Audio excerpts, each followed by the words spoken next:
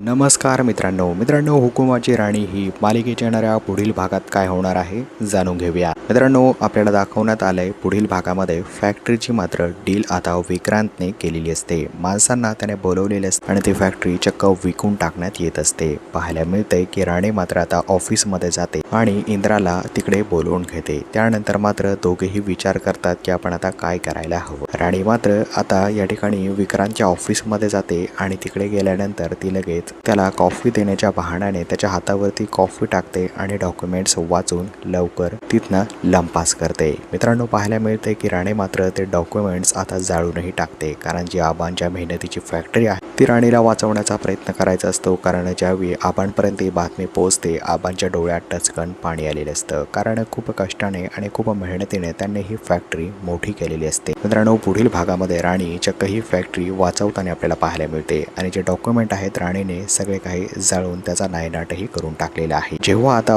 विक्रांत आणि बाकी सर्व मंडळींना समजेल की राणीने हे डॉक्युमेंट जाळले, त्यानंतर आता ते मंडळी पुढे काय करतील, दादासाहेब या गोष्टीचा कसा छडा लावतील हे पाहणं मात्र भयंकर असणार आहे। कारण मित्रांनो राणीला ते फार मोठी शिक्षा दिल्याशिवाय राहणार नाही। तर पुढील भागांमध्ये नक्की काय होतं पाहण्यासाठी तुम्ही नक्की चॅनलला सबस्क्राईब करा आणि बेल आयकॉन दाबायला विसरू नका। मित्रांनो भेटूया नवीन अशाच एका अपडेट व्हिडिओमध्ये।